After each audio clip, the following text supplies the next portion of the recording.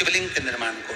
मिट्टी लाए, स्वच्छ जगह की, जल का छींटा दिया, रखा। जब शिवलिंग बनाया तो एक कलश पानी पहले से 2 घंटा, आधा घंटा, 15 मिनट, 20 मिनट पहले उसको रख दिया। उसी पानी से उसको गीला करा। गीला करने के बाद उसका निर्माण सबसे पहले बेलपत्री, बेलपत्री के ऊपर मिट्टी, मिट्टी के ऊपर रखकर शिवलिंग का निर्माण, फिर जलाधारी का निर्माण और शिवलिंग का निर्माण पूर्ण होने के बाद में फिर बाबा का सुंदर भाव से आप श्रृंगार करें, अभिषेक करें, पूजन करें। शिवलिंग जब सांसारिक मनुष्य अपने हाथों से निर्माण करता है ना, स्वयं पार्थिव शिवलिंग का निर्माण किसी दूसरे से नहीं करवाना चाहिए।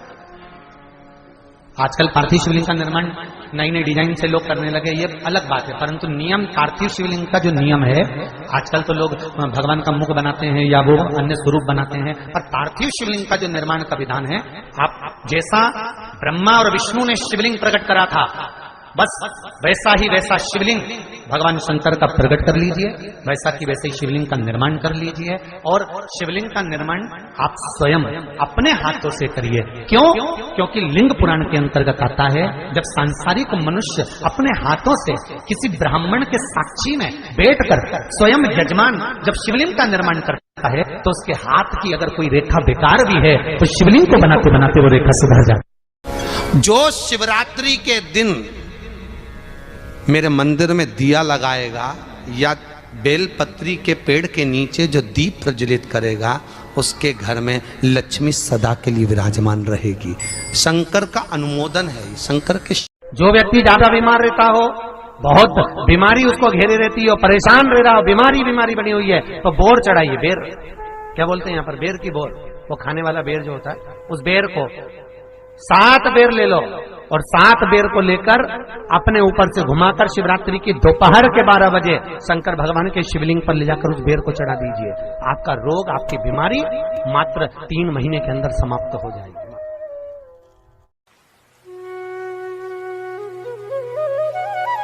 शिवरात्रि का प्रसंग कहता है, अपने मन की अभिलाषा रखकर तुम्हें जो चाहिए, एक काली मिर्ची और तिल्ली के, काली तिल्ली के 7 दाने, एक काली मिर्ची और तिल्ली के, काली तिल्ली के कितने दाने?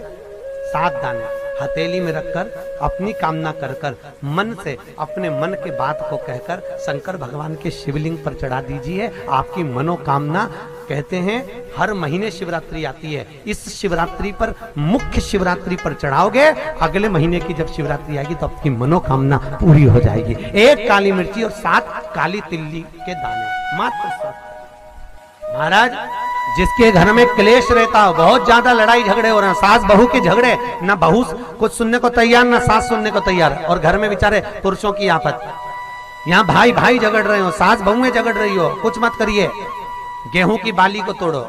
गेहूं की बाली जानते हो ना, जिसमें आप लोग तो गेहूं की बाली को तोड़ना है, और बाली 7 बाली तोड़कर अपने घर में घुमाकर अपने घर का नाम और गोत्र बोलकर उसको शंकर को समर्पित कर दीजिए। जिंदगी में कभी सास बहू का झगड़ा नहीं होगा महाराज। शिवरात्रि के दिन उसको समर्पित करिए, आपके घर में कभी क्लेश नहीं मच सकता। 12 महीने शिवरात्रि आती है, और शिवरात्रि के दिन रात्रि को 12 बजे शंकर भगवान पर एक धतूरा चढ़ा दो। क्या चढ़ाना है? जम के बोलिए जरा। धतूरा। ये शंकर भगवान को धतूरा चढ़ा दो।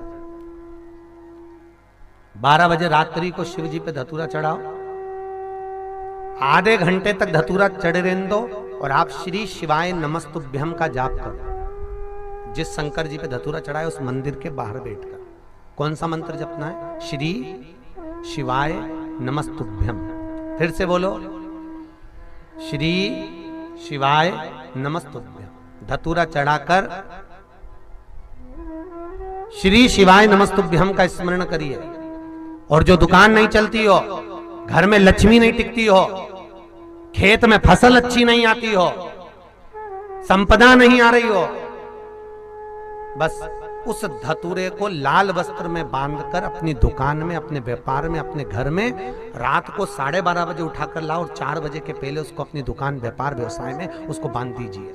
और अगर जो जमीन फसल सही नहीं दे रही हो, उस जमीन में ले जाकर गाड़ दीजिए।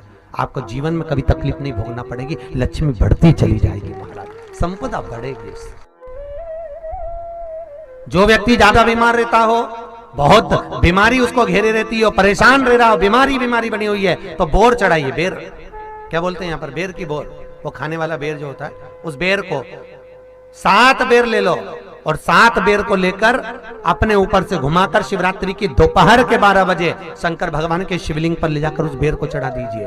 आपका रोग, आपकी बीमारी मात्र 3 महीने के अंदर समाप्त हो जाएगी।